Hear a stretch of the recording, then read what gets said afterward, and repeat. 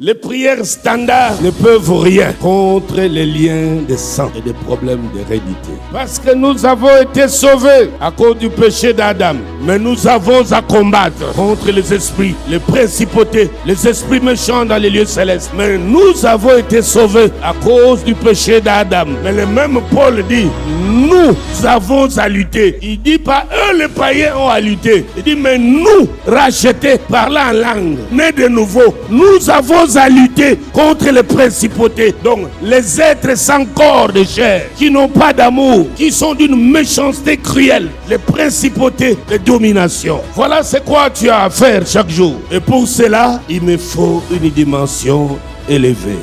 Et même très élevée. Une dimension spirituelle, s'il vous plaît. Ne voyons-nous pas, ne constatons-nous pas, parmi les rachetés, ceux qui croupissent sous les liens d'hérédité jusqu'aujourd'hui. Vous tombez malade de la même manière. Vous avez les mêmes accidents. Vous avez les mêmes circonstances. Mais avec la Bible, né de nouveau, vrai ou faux? Combien de ceux qui me suivent maintenant, certains sont en train d'en échapper belle. Tu as commencé une bataille depuis 25 ans, 30 ans. C'est à peine il y a encore 2 ans que tu commences à en avoir un peu clair. Et le diable, te connaissant, il ne va pas accepter que tu sortes du tout. Il va installer la monotonie, les fausses assurances. Et tu crois, même si tu ne maintiens pas la même discipline spirituelle, ça marchera. La prière qui conduit à de grands résultats pour que je possède les clés spirituelles où je mettrai dans n'importe quelle porte fermée par l'ennemi n'est pas une prière ordinaire. Elle doit être intense, obstinée, sincère, permanente, avec un cœur plein d'amour et de zèle pour Dieu. Une prière qui ne cède pas aux distractions. C'est-à-dire,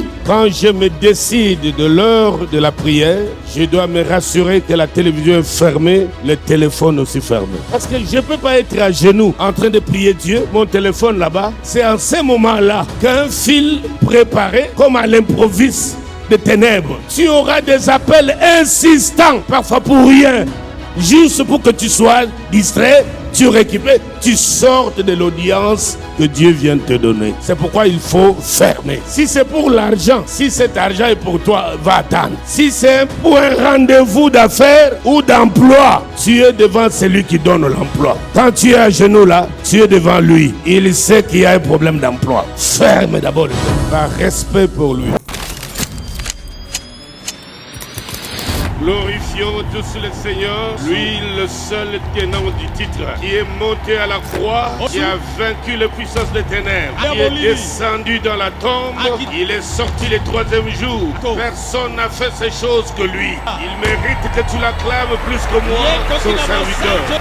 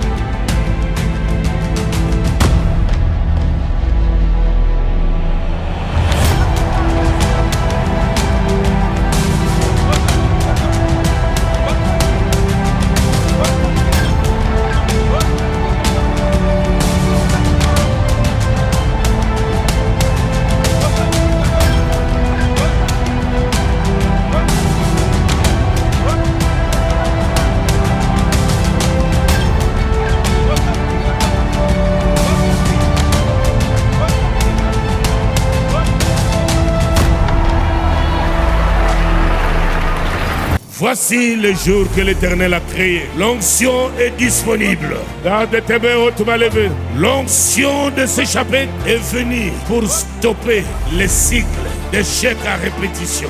Un vent très fort de la puissance de Dieu vous balaye. Beaucoup de démons sont en train de quitter le corps maintenant. Attention, concentre-toi. Les chaînes qu'on t'avait attachées se brisent de soi-même. Tous les démons placés dans ton corps par le sommeil, dans une fête, par un cadeau, tout transfert démoniaque, monstres géants, des maris de nuit, des femmes de nuit, des masturbations. Je te lis, écoute ma voix, je t'ordonne de sortir au nom puissant de Jésus. Sors des corps, sors. Toutes les nombrils qu'on a amenés au cimetière alors que tu es en vie pour te connecter avec les esprits des morts. Je brûle ce nombril. L'esprit des morts sort des corps. Sors, sors vite, sors. Sors par, sors par, sors. Sasi abakaros nani. Saki abakaras anabako. Saki abakarasi nabako. Sasi abakaroso.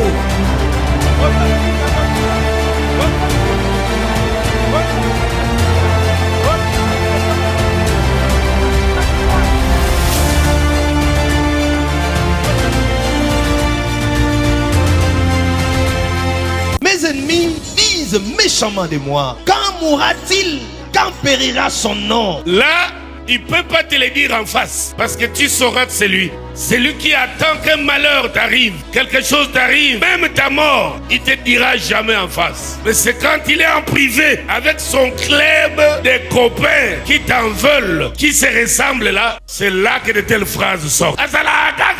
Mais quand il est devant toi, il aura des sourires même mesquins pour te rassurer, pour te calmer. Et le 7 dit, si quelqu'un vient me voir, il prend un langage faux. Il recueille des sujets de médire. Il s'en va et il parle au dehors. Ah, quand je suis avec lui, il attend ce qui sort de ma bouche. Il attend. Et toi, tu ouvres grandement le mandibule. Il a ses oreilles. Dès qu'il est parti, il commence à tordre le sens, à amplifier pour montrer une autre image de toi. Il te fait dire ce que tu n'as pas dit. Mais quand il est devant toi, il a un langage faux. Et quand on est aveuglé, on ne saura pas qu'on est à côté d'un monsieur ou une dame qui a une machette qui a ainsi pour te scier petit à petit. Voici le portrait robot. Avec qui j'étais en paix, qui avait ma confiance et qui mangeait mon pain. Ceux qui nous combattent, ceux qui nous détruisent, ceux qui nous en veulent sont souvent pas loin. Collègues du travail, t'apprécient chaque jour. Dans le cadre de l'armée, les matins quand vous voyez, avec ces gestes-là, dans son cœur, joyeux. Si Dieu pouvait nous ouvrir les yeux, mais à l'heure où je te parle, il t'ouvre les yeux par la lumière de la révélation qui stabilise ta connaissance. Dis-moi Amen. Osée 4, 6. Mon peuple est détruit parce qu'il lui manque la connaissance. Encore. Mon peuple est détruit parce qu'il lui manque la connaissance. La connaissance dont il est question ici, ce n'est pas une connaissance intellectuelle. Non, c'est une connaissance spirituelle. Une intimité profonde des révélations surnaturelles sur l'être humain. C'est en grec qu'on appelle ginoskos. Une intimité spirituelle profonde entre ton esprit et l'esprit d'Élohim. Cela n'arrive que par révélation. Là, nous sommes dans le domaine des mystères. Quand le mystère se révèle, nous avons une connaissance spirituelle sur l'ignorance que nous avions sur la chose. La connaissance que tu trouveras dans la Bible n'a rien à voir avec la connaissance intellectuelle. C'est pourquoi Paul, il nous parle d'une certaine connaissance dans Éphésiens 3, à partir du verset 16. Afin qu'il vous donne, c'est ça? Selon la richesse de sa gloire, d'être puissamment fortifié par son esprit dans l'homme intérieur, en sorte que Christ habite dans vos cœurs par la foi, afin qu'étant enracinés et fondés dans l'amour, vous puissiez comprendre avec tous les saints quelle est la largeur, la longueur, la profondeur et la hauteur, et connaître l'amour de Christ qui surpasse toute connaissance.